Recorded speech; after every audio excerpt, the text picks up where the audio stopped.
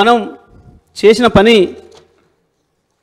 ఈ దేశంలోనే మొత్తం రాష్ట్రాలకు ఆదర్శంగా నిలబడే పద్ధతుల్లో మన ముఖ్యమంత్రి గారు తీసుకున్న చర్యల అధ్యక్ష. ఇవాళ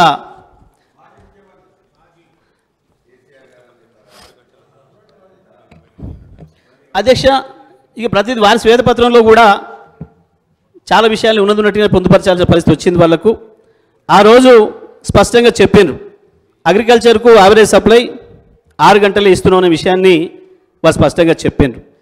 అదేవిధంగా గృహ వినియోగాలకు కావచ్చు, పారిశ్రామిక అవసరాలకు కావచ్చు, మేము ఇవ్వలేకపోయినామనే విషయాన్ని కూడా వారి స్పష్టంగా అంగీకరించారు అధ్యక్ష. ఇందులో ఫైనాన్స్కు సంబంధించి ఎక్కడ కూడా పెద్ద తేడాలు ఏమీ లేవు అధ్యక్ష. డిస్కామ్లకు సంబంధించి స్పష్టంగా చెల్లింపులు ఉన్నాయి, రాబడులు కూడా ఉన్నాయి అధ్యక్ష. రావాల్సినవి ఉన్నాయి, చెల్లించాల్సినవి ఉన్నాయి. ఒక ఫైనాన్షియల్ ఇన్స్టిట్యూషన్కి అది ఎప్పటికీ ఉంటుంది, నిరంతరమైన ప్రక్రియ. అందులో ఎటువంటి అనుమానాలకి ఏం ఆస్కారం లేదు అధ్యక్ష. విద్యుత్తు మెయింటెనెన్స్కి సంబంధించి వారేదైతే ఓ పాసింగ్ కామెంట్ చేసిర్రో అది పూర్తిగా అవాస్తవం అధ్యక్ష. ఒక పథకం ప్రకారం, ఒక ప్రణాళికబద్ధంగా మనం ఇది అభివృద్ధి చేసామనే విషయం అనేక సందర్భాల్లో రుజువు చేసాం అధ్యక్ష. ఆ రోజు అధ్యక్ష స్పష్టంగా ఉంది అధ్యక్ష, మీరు పేర్కొన్న దాంట్లోనే ఆ రోజు కాంట్రాక్ట్ కెపాసిటీ 7,778 అయితే ఇవాళ 19,475, 150% అభివృద్ధి చేసాం అధ్యక్ష. సోలార్లో కూడా ఆ రోజు 74 మెగావాట్లు ఉంటే ఇవాళ 6,123 మెగావాట్లకు పెంచాం అధ్యక్ష. మ్యాక్సిమం డిమాండ్ ఇవాళ 5,661 ఉంటే ఇవాళ 15,497 అధ్యక్ష. ఆ రోజు 5,600 ఉన్ననాడు 2,700 లోటు ఉంది అధ్యక్ష. ఇవాళ ఒక్కటి కూడా లోటు లేకుండా మనం ఇంకా పైనే ఉన్నాం అధ్యక్ష. ఇవాళ 15,497 పీక్ డిమాండ్ ఉంటే 19,475 మనం కాంట్రాక్ట్ కెపాసిటీలో ఉన్నాం అధ్యక్ష. మ్యాక్సిమం కన్జంప్షన్ కూడా ఆ రోజు 128 మిలియన్ యూనిట్లు అయితే ఒక్క రోజు ఇవాళ 298 మిలియన్ యూనిట్ల డిమాండ్ వస్తే కూడా ఒక నిమిషం కూడా ఎక్కడ పవర్ కట్ లేకుండా అందించేదానికి కావాల్సిన పద్ధతుల్లో మన అన్ని సంస్థలు కూడా మనం తయారు చేసుకున్నాం అధ్యక్ష. పర్ క్యాపిటా విషయంలో కూడా అధ్యక్ష ఆ రోజు 1,356 యూనిట్లు పర్ క్యాపిటా ఉంటే ఇవాళ 2,349 అంటే 73% పైగా ఇవాళ మన పర్ క్యాపిటా పెరిగింది అధ్యక్ష. అగ్రికల్చర్ సప్లై మనకందరికీ తెలుసు అధ్యక్ష, 6 గంటల నుంచి ఇవాళ 24 గంటలకు పెంచుకున్నాం అధ్యక్ష. ఈవెన్ కన్జ్యూమర్స్ కూడా ఆ రోజు 1,11,00,000 ఉంటే ఇవాళ 1,82,00,000 మంది కన్జ్యూమర్స్ కూడా ఒక్క నిమిషం కూడా ఎటువంటి అంతరాయం లేకుండా నాణ్యమైన విద్యుత్తును మనం అందించగలుగుతాం అధ్యక్ష. ఎంప్లాయీస్కి సంబంధించి కూడా ఆ రోజు ఇవాళ 30,000 శాశ్వత ఉద్యోగులు, ఆర్టిజన్లను కూడా 22,700 మందిని మనం రెగ్యులర్ చేసుకున్నాం అధ్యక్ష. మొత్తం కూడా ఇప్పటి వరకు మనం జగదీశ్వర్ రెడ్డి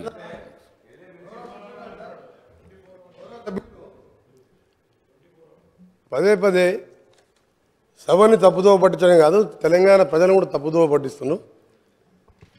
24 గంటలు కానీ పచ్చి అబద్ధం అదే. ఇది ఎక్కడైనా మీరు అడగండి, ఏ గ్రామానికైనా వెళ్దాం, ఏ సబ్స్టేషన్కైనా వెళ్దాం, లాగ్ బుక్స్ ఉంటాయి. సరే ఇప్పుడు మధ్యన నేను ఒకసారి బండ సోమవారం సబ్స్టేషన్ ఇన్స్పెక్షన్ చేసిన తర్వాత వాళ్ళ ఎంప్లాయీ అంటే అప్పుడున్న గవర్నమెంట్ ఎంప్లాయీ 8.5 to 12 hours మధ్య ఎక్కువ వస్తలేదు సార్, గత 10 సంవత్సరాలు ఇదే వస్తుందని చెప్పి లాగ్ బుక్ నాకు ఇస్తే మొత్తం చెక్ చేసి ఆయన స్టేట్మెంట్ కూడా రికార్డ్ చేయించిన. చేయించిన తర్వాత 4 గంటలు నేను 1 గంటలకు చెక్ చేపిస్తే 5 వరకల్లా తెలంగాణ స్టేట్లో ఉన్న సబ్స్టేషన్లో ఉన్న అన్ని లాగ్ బుక్స్ హైదరాబాద్కి వచ్చినాయి. రెండవ విషయం అధ్యక్ష, ఈ లాగ్ బుక్ అనేది ఏంటంటే సబ్స్టేషన్ కట్టినప్పటికి వెళ్ళి 70 సంవత్సరాలకి వెళ్ళి వదిలిపెట్టుకొని సబ్స్టేషన్ కట్టినప్పటికి వెళ్ళి ఆ కరెంట్ ఎంత వస్తుంది, ఇన్కమ్, అవుట్ గోయింగ్ ఎంత, 3 ఫేజ్ ఎంత, సింగిల్ ఫేజ్ ఎంత అలా రికార్డ్ అవుతుంది. సబ్స్టేషన్ 5 గంటలకే నేను పోగానే 5 గంటలకు సీఎండి రఘుమార్ రెడ్డి గారు నల్గొండ పంపించిండ్రు. నల్గొండ జిల్లాలో రాష్ట్ర వ్యాప్తంగా తెల్లారి వరకు అన్ని సబ్స్టేషన్ లాగ్ బుక్లు వచ్చినాయి. 10 సంవత్సరాలకి వెళ్ళి నిజంగా వీళ్ళు 8 సంవత్సరాలు అంటారు 24 hours ఇస్తామని, ఎందుకు లాగ్ బుక్ తెప్పించిన అధ్యక్ష? రెండవది మధ్యలో కూడా మేము అది ప్రూవ్ చేసినాం 8.5 to 12 hours. ఈ 8 yearsలో కూడా హైయెస్ట్ వాళ్ళు ఇచ్చింది అధ్యక్ష. ఒక్కసారి సీజన్లో పీక్ సీజన్లో మార్చ్ ఏప్రిల్లో సెప్టెంబర్ అక్టోబర్లో ఒక్కసారి 16 గంటలు 10-12 రోజులు మాత్రం ఇచ్చిండు. యాజ్ పర్ రికార్డ్ మీ దగ్గర లాగ్ బుక్స్ ఉన్నాయి హైదరాబాద్లో. నేను కూడా గౌరవ మంత్రి గారు కొడుతున్నా, ఆ లాగ్ బుక్స్ అన్నీ కూడా సబ్స్టేషన్లో ఉండాలి. పంపించమని కూడా కోరుతున్నా. రెండో అధ్యక్ష, ఇంత అబద్ధాలని ప్రతిరోజు కూడా మీరు ఎలక్షన్ల ముందు ఏం చెప్పిన అధ్యక్ష, కరెంటు తీగలు పట్టుకోండి, 3 గంటలు వస్తుందా 24 గంటలు తెలుస్తాను నేను చెప్పిన. అప్పుడు కూడా క్యాంపెయినింగ్లో పట్టుకుందాం, మీరు సిరిసిల్లనే పట్టుకుందాం కేటీఆర్ గారు, మీరు ఎప్పుడు రమ్మంటే చెప్పండి పట్టుకుంటాం అన్నాడు. వారేమన్నారు, కాంగ్రెస్ వాళ్ళు అందరూ పట్టుకోమని చెప్పండి, పీడ పోతుంది అన్నాడు. చనిపోతాను కూడా సిద్ధంగా రైతుల కోసం మీరు అబద్ధాలు ఆడొద్దని చెప్పిన. రెండవది అధ్యక్ష, మీరు చెప్తున్నారు ఇవాళ అప్పులైన మా గౌరవ డిప్యూటీ సీఎం గారు చెప్పారు అధ్యక్ష. ఎగ్జాంపుల్ చెప్పకూడదు అధ్యక్ష, కరెంటు విషయం 24 గంటలు ఎప్పుడు ఇయ్యలే, అన్ని అబద్ధాలు అదొకటి. రెండవది అధ్యక్ష, ఎందుకు నష్టాలు వచ్చింది అధ్యక్ష, పవర్ పర్చేజ్ అగ్రిమెంట్లో ఎక్కువ రేటు కొన్నందుకు. రెండవది అధ్యక్ష, మా ఉదాహరణకు నల్గొండలో వీరు మంత్రిగా ఉండే ఎలక్ట్రిసిటీ మినిస్టర్ గారు వీరు చేసిన ఘన కార్యాలకు అధ్యక్ష 29,000 కోట్లతోని యాదాద్రి పవర్ ప్లాంటు 4000 మెగావాట్తో స్టార్ట్ చేసిన అధ్యక్ష. 9 సంవత్సరాలు స్టార్ట్ అయ్యి 29,000 కోట్లతోని పిఎఫ్సి వాళ్ళు 16,000 కోట్లు ఇచ్చిన అధ్యక్ష. ఇస్తే దాని నామినేషన్ మీద దేశ చరిత్ర ప్రపంచ చరిత్రలో అతిపెద్ద కుంభకోణం 29,000 కోట్లది బిహెచ్ఎల్ మీద నామినేషన్ ఇచ్చింది అధ్యక్ష. బిహెచ్ఎల్ నామినేషన్ ఇచ్చిన తర్వాత అదే దాని మీద నేను జార్ఖండ్ జెన్కోలో టెండర్ అయితే అక్కడికి వెళ్ళి డాక్యుమెంట్ తెచ్చి అధ్యక్ష తెప్పిస్తే వారికి మనకు ఎంత వ్యత్యాసం ఉందంటే 6,000 కోట్లు డిఫరెన్స్ ఉన్నాయి అధ్యక్ష. జెన్కో కూడా టెండర్ పిలవాలి, బిహెచ్ఎల్ కూడా పార్టిసిపేట్ చేసింది అక్కడ జార్ఖండ్లో. అప్పుడు అడిగిన అసెంబ్లీలో ఉండి అడిగినది, అడిగితే దాన్ని మాట్లాడలే. దాంట్లో పెద్ద స్కామ్ జరిగింది. వీరి పాత్ర కూడా చాలా ఉంది. ఇలా ఈయన పాత్ర 10,000 కోట్లు తిన్నాడు. అలా నేను ఇంకోటి చెప్తున్నా అధ్యక్ష, ఇది ఆన్ రికార్డ్ చెప్తున్నా, నేను ఇవన్నీ కూడా సాక్షాత్తుగా ప్రూవ్ చేస్తా. ఇది 50,000 కోట్లు పెరిగింది అధ్యక్ష. ఇప్పుడు 50,000 కోట్లకు పెరిగింది. పెరిగితే 16,000 కోట్లే టర్బైన్స్ అండ్ బాయిలర్స్ బిహెచ్ఎల్ వాళ్ళు చేస్తారు. మిగిలింత ఎవరు చేస్తున్నప్ప వర్క్స్ ఈయన సబ్ కాంట్రాక్టర్లు. అక్కడ అప్పుడున్న మిర్యాలగూడ ఎమ్మెల్యే, అక్కడున్న లీడర్లు తోసుక తిన్నారు అధ్యక్ష. మొత్తం ఇక లాస్ అయిందండి. ఎందుకు లాస్ అయింది? ఇవన్నీ రికార్డు చెప్తున్నాను నేను అబద్ధాలు చెప్తలేను. రెండోది అధ్యక్ష చెప్తున్నా, ఈరోజు అది 8 to 10 కోట్ల రూపాయలు, 10 కోట్లు. నేను ఏ రికార్డులో చెప్తున్నాను, రికార్డు పోదాం, రికార్డులో తీసుకుందాం. మీరు టెండర్ పెట్టకుండా ఇచ్చుడే పెద్ద స్కామ్ అది. రెండవది అధ్యక్ష ఈరోజు వీరు మాట్లాడుతున్నారు అధ్యక్ష. అసలు ఫ్రీ పవర్ అంటే ఎవరు అధ్యక్ష? కాంగ్రెస్ పార్టీ పెట్టండి. కాంగ్రెస్ పార్టీ దేశంలో ఏ రాష్ట్రంలో కూడా ఇవ్వలేదు అధ్యక్ష. రైతులకు 7 గంటల నుంచి 9 గంటల ఉచిత కరెంట్ అనేది ధైర్యం చేసి మేనిఫెస్టోలో పెట్టి ఇచ్చి చూపింది కాంగ్రెస్ పార్టీ. అప్పుడు ఏ రాష్ట్రంలో లేదు భారతదేశంలో. అప్పటి మా కాంగ్రెస్ ప్రభుత్వం రాజశేఖర రెడ్డి గారు సోనియా గాంధీ తర్వాత కొట్లాడి మేనిఫెస్టోలో పెట్టించి ఫ్రీ పవర్ అని చూపించాం. అంతకుముందు చంద్రబాబు నాయుడు గారు కరెంట్ ఇస్తారని మా జూపల్లి గారు కొట్లాడితే 17 రోజులు జైల్లో తీసిన అధ్యక్ష. అప్పుడు మీ ఎమ్మెల్యేలుగా ఉన్నాం. పవర్ పొజిషన్ అప్పుడు ఎట్లుండే, మా ప్రభుత్వంలో ఏ విధంగా ఉండే. ఈ రోజు కూడా చెప్తున్నాం అధ్యక్ష, 10 కాదు 10 గంటలు 9 గంటలు కూడా వస్తలేదు. ఇప్పుడు మేము చెక్ చేసుకుంటున్నాం. ఒక ఎఫిషియెంట్ ఐఏఎస్ ఆఫీసర్ని ఏపీ ట్రాన్స్కో జెన్కో ఎండీగా పెట్టి, ప్రిన్సిపల్ సెక్రటరీగా పెట్టి వీళ్ళ అధ్యక్ష అప్పటికే 15 సంవత్సరాలు రిటైర్ అయిన ప్రభాకర్ రావుని తీసుకొచ్చి, అప్పటికే ఆయన వయసు 70 సంవత్సరాలు, ఆ తర్వాత 10 సంవత్సరాలు తీసుకొచ్చి జెన్కో 80 సంవత్సరాల ఇప్పుడున్న కాంపిటీషన్ పోటీలు తట్టుకుంటారు అధ్యక్ష. ఆయనను పెట్టాను. మా ప్రభుత్వం చార్జ్ తీసుకొని, మా ముఖ్యమంత్రి గారు చార్జ్ తీసుకొని తెల్లారి ఆ రోజు సాయంత్రం రిజైన్ చేసిండు. తెల్లారి మేము పిలిస్తే కూడా రాలే. ఇదేంది అధ్యక్ష?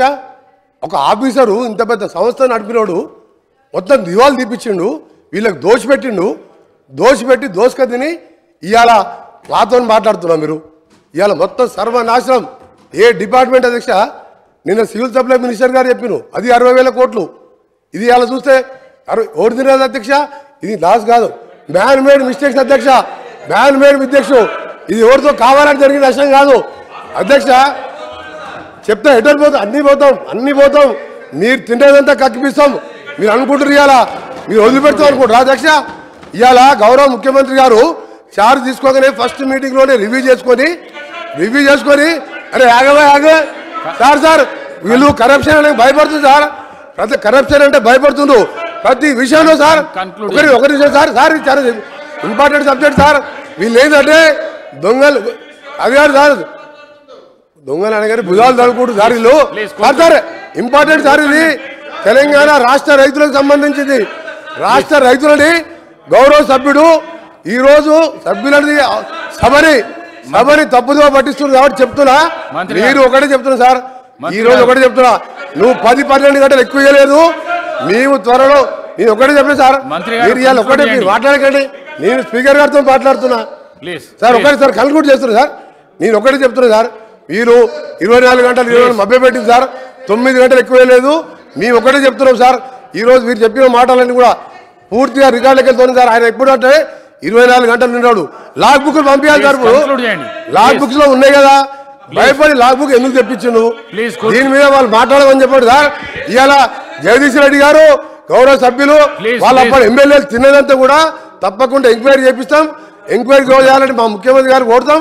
20,000 కోట్ల స్కామ్ సార్ అది. Thank you sir. Jagadish Reddy గారు. అధ్యక్ష మొదటగా నేను తమరి కోరుతా ఉన్నా, తమరి ద్వారా సభలు కోరుతా ఉన్నా.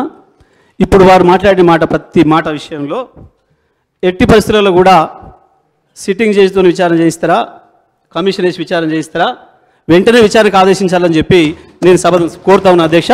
తమరి ద్వారా వెంటనే వారు చేసిన ప్రతి ఆరోపణ పైన సిట్టింగ్ జడ్జితోనా కమిషన్తోనా ప్రభుత్వం యొక్క విజ్ఞతకు వదిలేస్తూ ఉన్నా. ప్రతి దానిపైన కూడా వెంటనే విచారణ ప్రారంభించాలి. అయితే దాంట్లో దోషులు ఎవరో దొరికితే వాళ్ళని శిక్ష వేయాలి, లేదా ఆధారాలు లేకుండా అసంబద్ధమైన ఆరోపణలు చేసిన వారికి శిక్ష పడాలి. తప్పకుండా ఇది తేలాలని చెప్పి నేను విజ్ఞప్తి చేస్తా ఉన్నా అధ్యక్ష. సభ ద్వారా ప్రజానీకాన్ని కూడా విజ్ఞప్తి చేస్తూ ఉన్నా. ఇటువంటివి చాలా సందర్భాల్లో బయట మాట్లాడుతుంటే విన్న నేను ఏ ఒక్కరోజు కూడా నేను ఇటువంటి విషయాలలో నేను మాట్లాడలేదు, రియాక్ట్ కాలేదు. ఇవన్నీ కూడా పనికిమాలిన మాటలు, అర్థం లేని ఆధారరహితమైన మాటలు కాబట్టి రికార్డులో రావాలని నేను ఇన్ని రోజులు వెయిట్ చేసి అధ్యక్ష. గత 5 సంవత్సరాలుగా రికార్డులో రావాలని నేను వెయిట్ చేస్తూ ఉన్నా. ఇవాళ రికార్డులోకి వచ్చిండ్రు. తప్పకుండా దీనిపైన చర్య తీసుకోవాలని చెప్పి నేను తమరి ద్వారా ప్రభుత్వాన్ని కూడా కోరుతా ఉన్నా అధ్యక్ష. ఇక వారు చెప్పిన అసలు విషయానికి వద్దాం అధ్యక్ష. ప్రభుత్వం అన్నాను కూర్చో అధ్యక్ష. కొంచెం ప్రజలు ఏమనుకుంటారు అనేది కూడా కొంచెం ఇబ్బంది పడుతూ ఉన్నారు. మంత్రులు వారు మాట్లాడుతున్న తీరు చూసి ఒక మంత్రికి ఇంకో మంత్రికి సంబంధం లేకుండా యావరేజ్ అంటే ఏంది సార్? వాట్ ఈజ్ యావరేజ్ చెప్పండి ఒకసారి. యావరేజ్ అంటే రోజుకి 24 గంటలే ఉంటుంది అధ్యక్ష. వారు తెలుసుకోవాల్సిన విషయం, రోజుకి 24 గంటలు మాత్రమే ఉంటుంది. 24 గంటలు ఒక రోజు అంటారు ఎప్పుడైనా. రోజుకి 28 గంటలు 30 గంటలు ఉండదు. ఒక రోజు 12 గంటలు ఇచ్చి ఓ రోజు 30 గంటలు ఇస్తే యావరేజ్ 19 వస్తుందేం కానీ ఎన్ని గంటలు రోజుకి ఇస్తే యావరేజ్ 19 అవుతుందో చెప్పాలి లెక్క. వారికి ఎవరికైనా అవగాహన ఉంటే ఈ మంత్రి గారా ఆ మంత్రి గారా ఎవరు చెప్తారో. లేదు అంటే మేము రాసిన శ్వేతపత్రమే అబద్ధం అనే విషయం, అవాస్తవాలతో కూడుకున్న శ్వేతపత్రాన్ని రిలీజ్ చేసిన విషయాన్ని వాళ్ళు ఒప్పుకోవాలని నేను చెప్పి డిమాండ్ చేస్తా ఉన్నా అధ్యక్ష. జగదీష్ రెడ్డి గారు, నేను పదే గట్టిగా గొంతు తెరుచుకొని అరిస్తే అబద్ధాలు నిజమైపోవు. మేం చెప్తున్నాం 24 గంటలు ఎక్కడ మెన్షన్ చేయలేదని చెప్పాం. 24 గంటలు నువ్వు పవర్ ఇచ్చినట్టుగా నేను ఎక్కడ మెన్షన్ చేయలేదు. నువ్వు ఇవ్వలేదు కూడా మీరు. మీరే మాట్లాడితే సభ తప్పుదో పట్టిస్తారు, రాష్ట్రాన్ని తప్పుదో పట్టిస్తారు. ఎవరో నీతి ఏ పేజీలో 24 గంటలు పవర్ ఇచ్చావు? ఏ పేజీలో ఎక్కడ మీరు రాష్ట్రంలో 24 గంటలు పవర్ ఇవ్వలేదు? 24 గంటలు ఎక్కడ మీరు అబద్ధాలు పదే. అధ్యక్ష మేము స్పష్టంగా మా పక్షాన్ని నుంచి డిమాండ్ చేస్తున్నాం. మీరు ఇప్పటికైనా మీ మంత్రులందరూ మాట్లాడుకున్న సార్ కూర్చొని ఎన్ని గంటలు ఇచ్చినవని మీరు చెప్పదలుచుకున్నారో స్పష్టంగా చెప్పండి. ఈ శ్వేతపత్రాన్ని మార్చుకొని మరొక శ్వేతపత్రం అయినా విడుదల చేయండి. మీరు అందరు మంత్రులు మాట్లాడుకున్నగా చేయండి. లేకపోతే ప్రజల ముందర పలసన అవుతారు. అధ్యక్ష ఒకటే అధ్యక్ష, బట్టి గారు కావచ్చు, శ్రీధర్ బాబు గారు కావచ్చు, ఈ సభలో ఇక్కడ ఉన్నారు గత 5 ఏళ్ళు కూడా. ఒక్కరోజైనా వాళ్ళకు ప్లకార్డ్ పట్టుకునే అవకాశం ఇచ్చినమా, కష్టం ఇచ్చినమా? ఇవ్వలేదు. ఒక్కరోజు కూడా వాళ్ళ రకం కష్టపెట్టలేదు. ఒక్కరోజైనా పోయి ఒక జొన్న కంకినో ఒక మొక్క కంకినో ఇంత వరి కంకులో తీసుకొచ్చుకొని కష్టపడి అక్కడ కూడా వాళ్ళకి రానియలేదు. మేము ఆ రకంగా ఇచ్చినాం కాబట్టే వీళ్ళు రాలేదు. రైతులకు ఒకవేళ 1 ఎకరం కాదు, ఒక మడి ఎండిపోయినా సరే రైతాంగం రోడ్డు మీకు వచ్చేవాళ్ళు. తప్పకుండా ఇవాళ సోషల్ మీడియా బ్రహ్మాండంగా యాక్టివ్గా ఉంది. ఏ పల్లెల్లో, ఏ మారుమూలల్లో, ఏ పొలాల్లో, ఏ అడవులో చూసినా సోషల్ మీడియా స్పష్టంగా వాడుతున్నారు.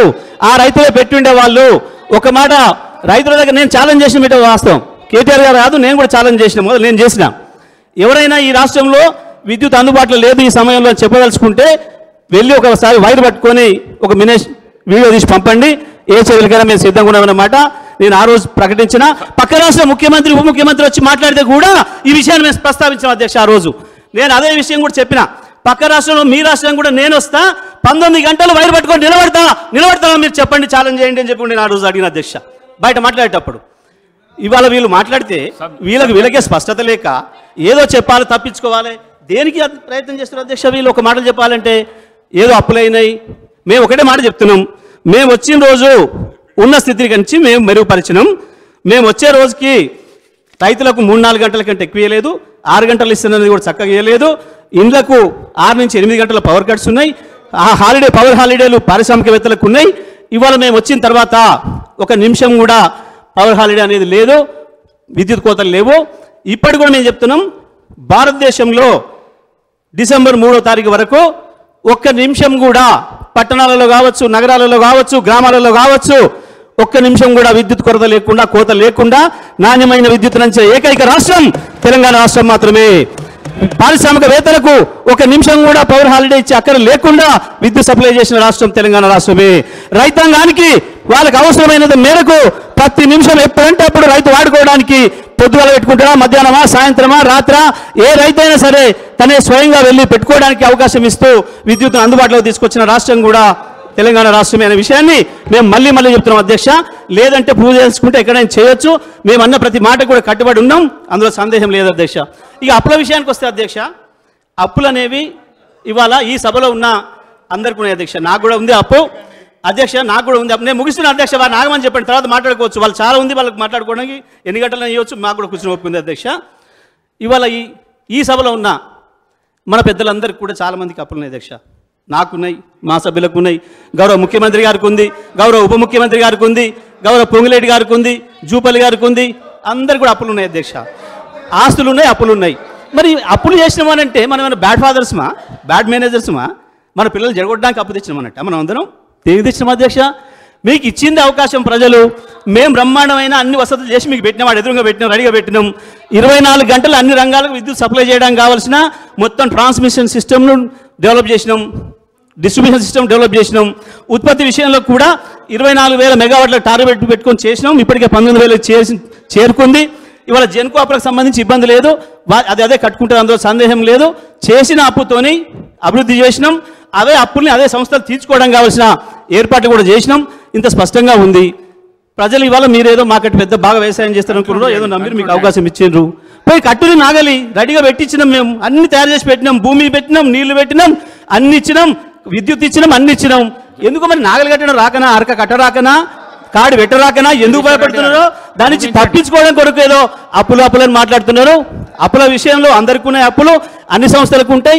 అప్పు లేకుండా అభివృద్ధి సాధ్యం కాదు. ఇవాళ భారతదేశానికే 1,55,00,000 కోట్ల అప్పు ఉంది అధ్యక్ష, ప్రతి రాష్ట్రానికి ఉంది. నేను చెప్పదలుచుకుంటే రాజస్థాన్ 69,000 లోట్లో ఉంది, కర్ణాటక లోట్లో ఉంది. పవర్ విషయంలో అన్ని రాష్ట్రాలు, ఒక్కొక్క రాష్ట్రం. జగదీశ్వర్ రెడ్డి గారు కన్క్లూడ్ చేయండి అధ్యక్ష. నేను సబ్జెక్ట్ మాత్రమే చెప్తా అధ్యక్ష. నేను సబ్జెక్ట్ మాత్రమే చెప్తా ఉన్నా.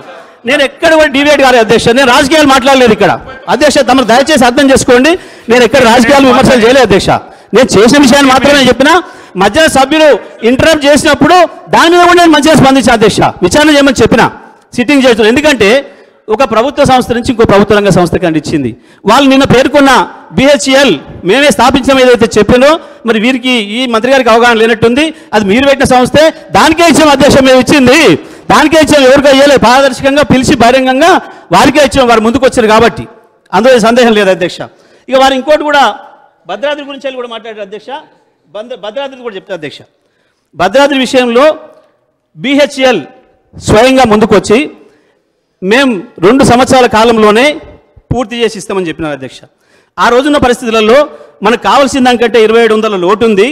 అదేవిధంగా పక్క రాష్ట్రంలో నుంచి సహకారం వస్తలేదు. మనకు రావాల్సిన విద్యుత్ పక్క నుంచి పక్క రాష్ట్ర ముఖ్యమంత్రి ఇవ్వడం లేదు. వేరే వాళ్ళతో కొనుక్కుంటున్న అవకాశం ఇస్తలేడు, ఇబ్బందులు పెడుతున్నాడు. ఎంత తొందరగా వీలైతే అంత మన జెన్కో సంస్థ ద్వారానే ఉత్పాదన చేసుకుంటే ఉపయోగం ఉంటుంది ఉద్దేశంతో BHEL తెలుసుకొని వస్తే ముందుకు వచ్చి మేము 24 నెలల్లో చేస్తామని చెప్తే దాన్ని BHELకి ఇచ్చాం అధ్యక్ష. అక్కడ ఎక్కడ కూడా ఎటువంటి నష్టం జరగలేదు అధ్యక్ష. దురదృష్టవశాత్తు ఎవడో ఒక ద్రోహి చేసిన తప్పు వల్ల, వాడి కుట్ర వల్ల వాడు NGTలో కేసేసి ఆపడం వల్ల అది ఆలస్యమైందనే విషయం ఈ సభలోనే అనేక సందర్భాల్లో చర్చకు వచ్చింది. బట్టి గారు ఇక్కడి నుంచి వెళ్ళే ప్రశ్నలు అడిగారు, చెప్పిన ఆ రోజే వారి సందేహాలన్నింటి కూడా తీర్చాం అధ్యక్ష. అక్కడ ఎటువంటి చిన్న మిస్టేక్ కూడా జరగలేదనే విషయాన్ని కూడా చెప్తున్నా అధ్యక్ష. ఎవడైతే యాదాద్రి విషయంలో కూడా కేసేసి ఎన్జిటిని పక్కలో పట్టించి అన్ని అనుమతులు తీసుకున్న తర్వాత కూడా మళ్ళీ మన ఇబ్బంది పెట్టే ప్రయత్నం చేసిండో, ఇవాళ వాడు దేశద్రోహిగా తేలిండు, అంతర్జాతీయ నేరాల్లో మొన్ననే దొరికిండు. ఇది దేశానికి నష్టం చేయడానికి, భారతదేశానికే నష్టం చేయడానికి జరిగిన అంతర్జాతీయ కుట్రలో భాగంగా ఇటువంటి చేస్తున్నాడని చెప్పి ముంబైలో వాళ్ళు కేసు పెట్టినారు, అక్కడ దొరికిండు అధ్యక్ష. ఇక్కడ జరిగిన విషయాలు ఇవి తప్ప ఇంకోటి ఏది లేదు అధ్యక్ష. ఇవాళ మేము స్పష్టంగా మేము ఒకటే మాట సూటిగా మేము అడుగుతూ ఉన్నాం, ఈ ప్రభుత్వం 24 గంటలు అన్ని రంగాల విద్యుత్ వినియోగదారులకు విద్యుత్ ఇవ్వడానికి సిద్ధంగా ఉన్నారా లేదా? ఎటువంటి అప్పు లేకుండా, ఒక రూపాయి కూడా మేము ఇప్పటి నుంచి అప్పు చేయకుండానే ఈ ప్రభుత్వాన్ని నడుపుతాం, ప్రజలకు ఇచ్చిన అన్ని హామీలు నెరవేరుస్తామని కనుక వారు అంటున్నట్టుంది. అంటే సంతోషమే, దేశంలో కాదు ప్రపంచంలో రికార్డ్ అవుతుంది. తప్పకుండా వారి విజయం సాధించాలని నేను కోరుకుంటున్నా. రూపాయి అప్పు లేకుండా ఇప్పటి నుంచి ఈ ప్రభుత్వాన్ని నడుపుతూ విద్యుత్తును అన్ని రంగాల వినియోగదారులకు 24 గంటల విద్యుత్తును ఇస్తూ తప్పకుండా దేశానికి ఒక ఆదర్శంగా ఉండాలని చెప్పి కూడా మేము కోరుకుంటున్నాం అధ్యక్ష. మాకేం వేరేది లేదు. ఎందుకంటే ఈ రాష్ట్ర ప్రభుత్వం ఇంత గొప్ప చేసి దేశానికి ప్రపంచానికి ఆదర్శంగా నిలిస్తే మనందరం కూడా గర్వపడాల్సిందే, అందులో సందేహమే లేదు అధ్యక్ష.